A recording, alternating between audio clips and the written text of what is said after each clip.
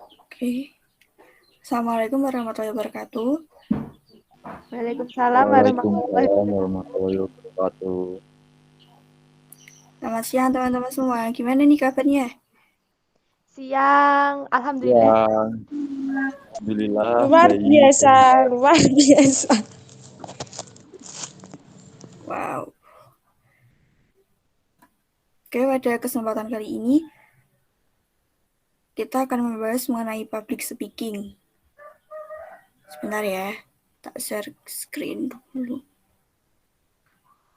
Oke, public speaking. Apa itu public speaking? Sebenarnya kalian udah pada tahu nggak sih tentang public speaking itu apa? Ada yang udah tahu? Belum.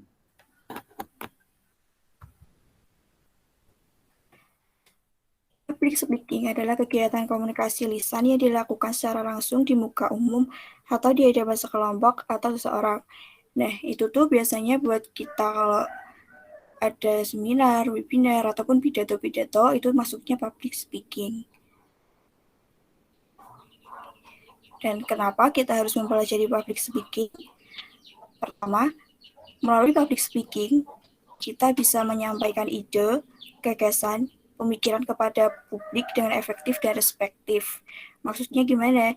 Dimana kalau kita pandai berpublic speaking, kita itu bisa sampaikan ide itu tuh sesuai tertata dan lebih mudah dicerna oleh orang lain seperti itu. Dan kedua, dengan menguasai public speaking akan memiliki kesempatan lulus di hadapan siapapun. Jadi ketika kamu pintar public speaking, pasti orang-orang itu bakal menilai kamu, wah, dia juga ya, seperti kalau kita bertanya kepada seseorang, itu kan juga menguji public speaking kita kan, gitu. Kemampuan public speaking juga mendukung figur dalam kepemimpinan atau leadership. Dan juga public speaking akan tumbuh rasa percaya diri dan menguasai diri dalam keadaan apapun, gitu. Jadi ketika kita pandai berbicara di depan orang banyak, pasti kita juga mencerna kata-kata yang akan kita keluarkan seperti itu. Oke, lanjut. Masalah-masalah yang dihadapi saat public speaking yaitu pasti ada perasaan nervous atau cemas, gugup, dan juga teknik public speaking yang belum dimengerti, juga kurangnya penguasaan materi. Bagaimana mengatasi grogi saat public speaking? Yaitu pertama kuasai materi. Jadi sebelum kalian mau presentasi atau melakukan public speaking, kalian harus menguasai materi nih, materi apa yang bisa dibahas. Misal mau membahas tentang sampah organik atau sampah anorganik gitu. Jadi kalian harus mencari informasinya dulu, terus kalian belajar, habis itu di sharing-sharing gitu. Kadang juga kita perlu menguasai materi itu lebih jauh. Itu bukan cuma melalui slide, tapi kita bisa mengembangkan kata-kata itu sendiri. Untuk buat dan fokus pada pola. Nah, kita membuat pola dulu, misal pembukaannya ini bakal ini gitu. Misal pembukaannya kita bakal kuis atau pertanyaan pembuka atau gimana gitu. Terus berlatih di depan kaca. Ini membantu banget sih kalau berlatih di depan kaca, kayak kita sebelumnya udah berlatih, jadi ketika kita tampil langsung di depan orang banyak, agak grogi gitu. Terus atur pernapasan dengan benar. Kalau misal menggeh-menggeh gitu kan gak asik juga dilihatnya gitu. Terus jangan overthinking terhadap reaksi audiens. Jadi positif aja, terus misal audiensnya kayak, ih ini bahas apaan sih gitu ya. Tetap aja langsung aja kita lanjut pembahasan gitu. Terus hargai usahamu. Kalau kita menghargai usaha pasti kan aku udah berusaha ini, jadi aku harus berusaha semaksimal mungkin buat menunjukin bisa gitu.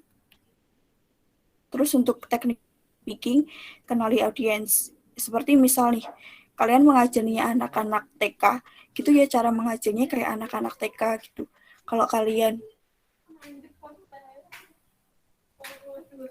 ngajarnya kayak orang-orang dewasa atau orang tua, gitu ya, yang sopan, dengan gak canggung-canggung gitu. Terus percaya diri.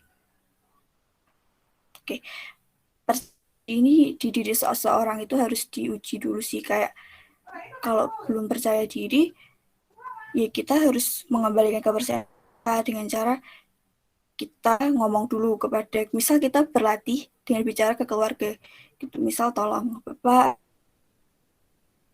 audiensnya gitu. Jadi sebelum kita ke prakteknya langsung, kita udah percaya diri dulu gitu. Terus perhatikan volume dan intonasi suara. Jadi misal kalau ada penekanan ya penekanannya keras juga gitu, misal lembut ya lembut. Jadi jangan terlalu flat gitu. Terus persiapkan kalimat yang menarik. Dan yang terakhir, ekspertis pada topik yang Anda bicarakan. Misal kalian membicarakan sesuatu ya kalian harus up semua yang ada di pembicaraan kalian gitu. Di dalam public speaking juga ada 3 visual, yaitu apa oleh audiens saat kita tampil membawakan public speaking.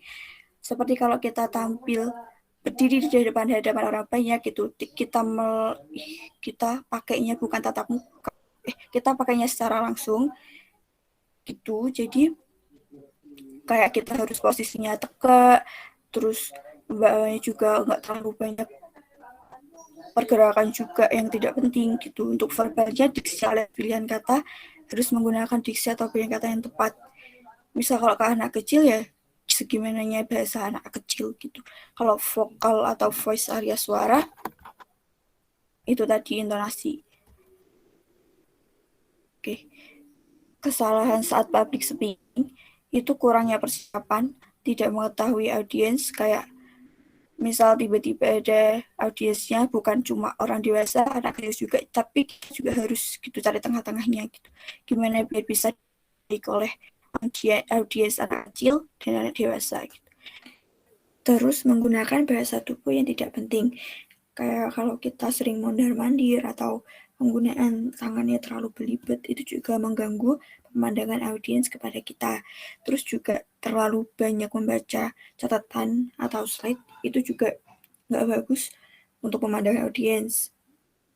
Juga yang terakhir, tidak semangat dan kurang menarik. Kayak pembahasannya flat-flat aja gitu. Mungkin kurang lebih itu aja yang bisa saya sampaikan. Apakah ada pertanyaan? Belum ada. Oke, saya kira tentang public speaking kalian sudah paham semua ya. Oke, jadi saya tutup saja. Terima kasih atas partisipasinya. Assalamualaikum warahmatullahi wabarakatuh. Sampai jumpa lain waktu.